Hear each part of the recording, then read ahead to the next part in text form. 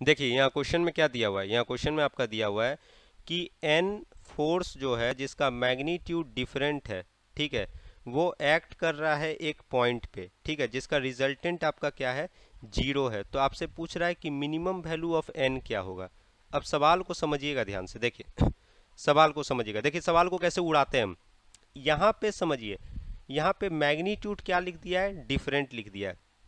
Suppose करिए कि अगर मैग्नीट्यूड सेम होता तो कितना फोर्स, हमको कितना मिनिमम फोर्स लगता, दो लगता। सपोज करिए इस पी पॉइंट पे इधर मैंने लगा दिया 5 न्यूटन, तो इसको बैलेंस करने के लिए अपोजिट डायरेक्शन में भी 5 न्यूटन लगा देते हैं, तो रिजल्टेंट क्या हो जाता है, जीरो हो जाता है। यहाँ पे रिजल्टेंट मेरा जीरो हो जाता। लेकिन इसने कहा है कि मैग्नीट्यूड डिफरेंट कर दिया है, तो कहने का मतलब कि इस पी पॉइंट पे अगर हम यहाँ समझिएगा 5 न्यूटन लगाते हैं, ठीक है, और मान लीजिए अपोजिट डायरेक्शन में हम 5 न्यूटन नहीं लगा सकते, डिफरेंट मैग्नीट्यूड, मान लीजिए हम लगाए 6 न्यूटन, ठीक है, तो हमको यहाँ पे नेट बैलेंस कितना आ रहा है, 1 न्यूटन का।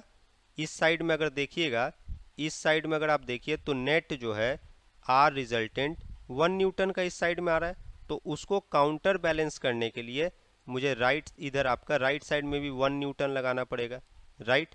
तो अगर आप देखिएगा तो मिनिमम हमें कितना वेक्टर की जरूरत पड़ा, 1 2, देखिए ये 6 न्यूटन एक, ये 5 न्यूटन दो, और फिर ये 1 न्यूटन 3। मिनिमम जो है मतलब कितना वेक्टर का रिक्वायरमेंट पड़ा, न्यूटन नहीं, कितना वेक्टर का रिक्वायरमेंट पड़ा, मिनिमम 3 वेक्टर का। मतलब हमें किसी पॉइंट पे अगर डिफरेंट फोर्स लग रहे हैं, मतलब डिफरेंट मैग्नीट्यूड है फोर्स का, और रिजल्टेंट जीरो चाहिए, तो हमें मिनिमम कितना फोर्स वहाँ पे रिक्वायर्ड होगा, 3 फोर्स।